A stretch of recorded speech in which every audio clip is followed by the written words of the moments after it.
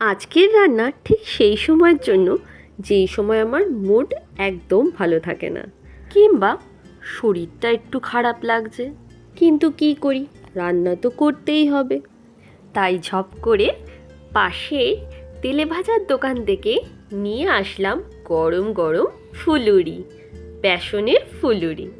তাহলে বোঝাই যাচ্ছে আজকের রান্না ফুলুরির তরকারি।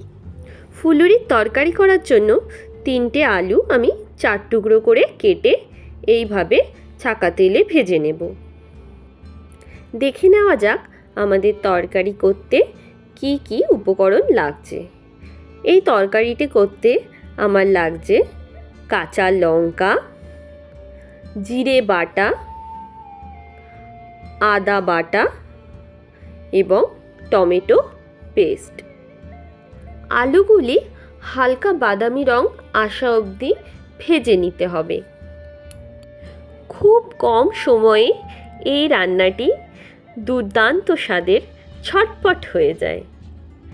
একদম কম উপকরণ দিয়ে ঝটপট একটি রান্না, উপরন্তু পরিশ্রমও কম লাগে।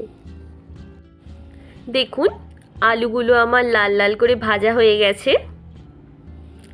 আলুগুলো আমি একটি পাত্রে তুলে রাখছি। এবারে তেলের মধ্যে আমি দিয়ে দিচ্ছি 2টি তেজপাতা ফোড়নের জন্য এবং গোটা জিরে 1 চামচ মতো। ফোড়নগুলি হালকা ভাজা হয়ে গেলে এর মধ্যে দিয়ে দিচ্ছি বাটা মশলা। মশলার মধ্যে আমি দিয়েছি টমেটো, আদা, কাঁচা লঙ্কা। জিরে আমি আগেই বেটে রাখি, তাই জন্যে মশলার সাথে আমাকে আর জিরে বাটতে হয় না। আপনারা চাইলেও জিরে বাটা আগে করে রাখতে পারেন, তাতে রান্নার তাড়াতাড়ি হয়। মিক্সিতে একসাথে অনেক জিরে বেটে রেখে আপনারা ডিপ ফ্রিজে 1 থেকে 2 সপ্তাহ সংরক্ষণ করতে পারেন এবং প্রয়োজন অনুযায়ী কেটে কেটে বার করে নিতে পারেন।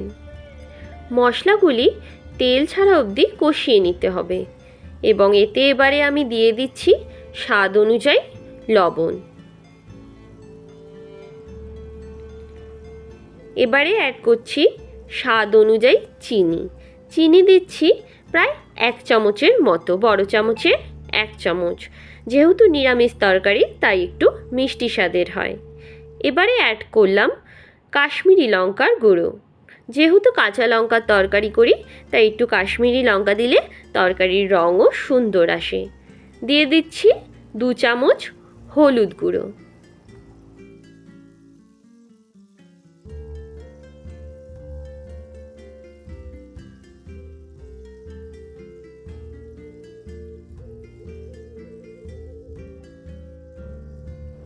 ভালো করে এবারে মশলাগুলিকে কষিয়ে নিতে হবে।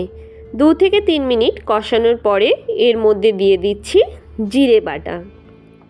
জিরে বাটা দিয়ে আবারও 1-2 মিনিট নেড়ে চেড়ে তার মধ্যে দিয়ে দিচ্ছি ভেজে রাখা আলুগুলি দিয়ে আবারও 2 থেকে 3 মিনিট ভালো করে গ্যাস বড় করে ভাজতে হবে এবং তারপরে গ্যাস একদম স্টিম করে একটি ঢাকনি চাপা দিয়ে ঢেকে রাখুন। খানিকক্ষণ পরে এটিকে খুলে দেখুন, এবারে হয়ে গেছে কষানো, তেল ছেড়ে দিয়েছে, সুন্দর রং বেরিয়ে গেছে। এবারে আমরা এর মধ্যে অ্যাড করব জল।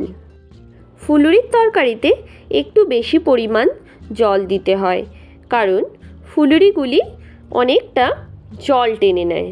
তাই যে পরিমাণে তরকারি আপনি রাখবেন তার থেকে একটু বেশি পরিমাণের জল আপনি দেবেন, কারণ হাফ জলটাই ফুলুরি টেনে নেয়। সেই মতো জল অ্যাড করবেন। আমি এখানে আধ মগ মতো জল দিয়েছি। এবারে ফুলুরিগুলিকে হাফ করে কেটে আমি তরকারির মধ্যে দিয়ে দিলাম। দিয়ে এটিকে গ্যাস মিডিয়াম রেখে একটি ঢাকনি চাপা দিয়ে খানিকক্ষণ ফুটিয়ে নেব, প্রায় 5 থেকে 6 মিনিট। ফুটিয়ে নিলেই তৈরি হয়ে গেল আমার ফুলুরির ঝোল। এবারে নামানোর আগে একটু গরম মশলা দিয়ে নামিয়ে নেব। রান্না করে জানাবেন কেমন লাগলো আমার রান্নাটি। অবশ্যই কমেন্ট করে জানাবেন। আপনাদের কমেন্টের আশায় রইলাম। আর আমার রান্নাগুলি যদি আপনাদের ভালো লেগে থাকে আমার চ্যানেলটিকে সাবস্ক্রাইব করে দেবেন। তাতে আমি আরও অনেক নতুন নতুন রান্না আপনাদের সামনে নিয়ে আসার উৎসাহ পাব। নমস্কার।